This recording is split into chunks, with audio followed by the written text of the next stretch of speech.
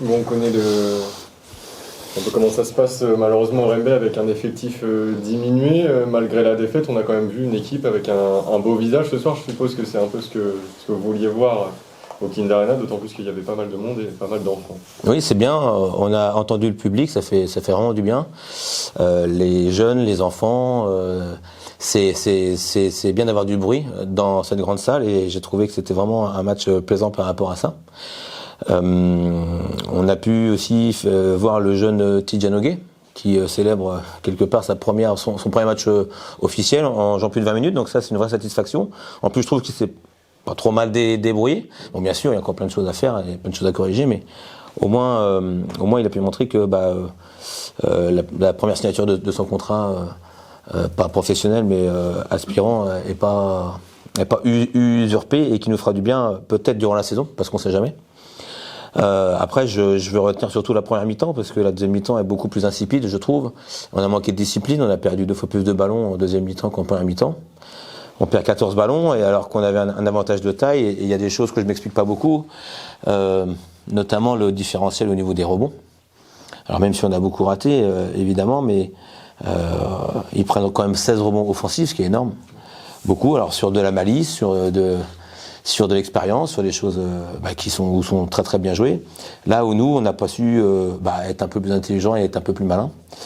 Donc ça c'est le premier point. Puis après je regrette évidemment nos balles perdues qui nous empêchent de courir. Et même quand on voulait courir, des fois sur des simples passes de relance, on arrive à les perdre. Et ça c'est malheureusement, il y a 2 facteurs inéluctables. Bon, il y a la fatigue et le fait qu'on a joué à Quimper mardi. On est rentré à 6h du matin, mercredi matin, donc on a fait de la récup et on s'est quasiment pas entraîné parce qu'il fallait déjà digérer l'absence de Benoît Injaï, et donc il fallait s'organiser pour essayer d'être dans la discipline collective quand même un minimum. Et puis la deuxième chose, c'est le manque de meneurs d'expérience vraiment, je dirais, dans ce type de match. C'est un petit peu regrettable ça, mais bon. Je veux retenir les bons côtés de cette soirée quand même. Déjà, on n'a pas de nouveaux blessés. Donc ça c'est une vraie satisfaction. Voilà, on va pouvoir préparer Antibes avec l'effectif qu'on a maintenant, en espérant avoir des bonnes nouvelles très vite. Et puis on a quand même pu voir en première mi-temps, je trouve un passing game et une académie de jeu qui était plutôt intéressante. Mais quand Évreux est monté en température, c'est vrai qu'on a eu du mal. Bon, après, voilà, je veux pas discuter des 30 lancers francs à 8, ça me paraît pas très... 0 à la mi-temps, oui, 0 lancers francs à la mi-temps, 30 à 8, je sais pas. C'est Évreux qui a accéléré sur la deuxième ou que Rouen a eu du mal à maintenir le rythme Je pense qu'on a eu du mal à maintenir le rythme et qu'on a très vite remis en confiance dès le début du troisième quart-temps Évreux, en perdant des ballons assez vite.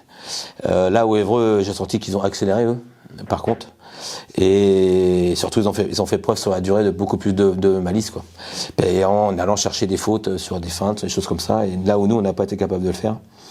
Et bon, mais quand même, tiens, je m'étais pas rendu compte, mais 30 lancers francs à 8, ça fait longtemps que j'avais pas vu ça quand même. Vu ce qu'ils ont raté. Oui, certes. Mais bon, moi j'aurais mieux voulu en avoir 30 aussi, si vous voulez.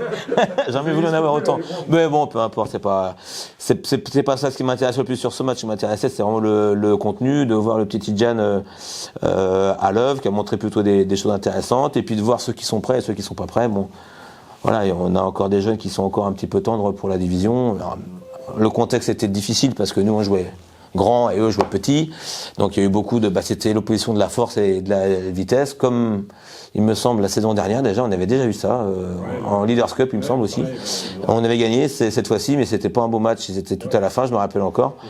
Donc bon, bravo à Évreux qui ont fait un match qui était tout à fait cohérent. Ils se qualifient, il me semble, pour les quarts de finale de Leaders Cup. Donc félicitations à eux, bravo à eux. Non, mais moi je trouve que c'est une compétition qui vaut le coup d'être jouée. Après, nous, actuellement, avec l'effectif qu'on a, je pense que c'est malheureusement un mal pour un bien, parce qu'on n'a pas les moyens de jouer cette compétition à fond. Je ne sais pas, non, ça je sais pas, non. Nous, nos échéances, c'est Antibes. Antibes déjà, ensuite Paris en Coupe de France et Chalon à Chalon. Donc autant dire qu'on a trois beaux Everest face à nous et qu'on y verra un peu plus clair après.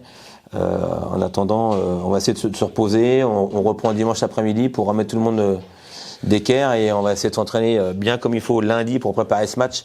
Cette première à domicile qui sera le match le plus important pour nous. C'est bon pour moi. C'est bon pour nous. Des nouvelles de ton ailier nigérian? Alors, concernant Emelogu, il a récupéré son visa aujourd'hui à 10h et quelques du matin, heure américaine. Donc, ça fait 17h et quelques chez nous. Donc, il prend l'avion demain pour arriver dimanche matin. Enfin. Et donc, il fera des tests médicaux dès lundi pour vérifier son état physique et le fait qu'il puisse être qualifié et espérer s'entraîner avec nous mardi. Voilà, c'est déjà une première très très bonne nouvelle parce qu'on a besoin d'aide évidemment. Ça fait un corps de plus et surtout un joueur professionnel de plus et qu'on attend depuis maintenant 2 mois, donc c'était très très long.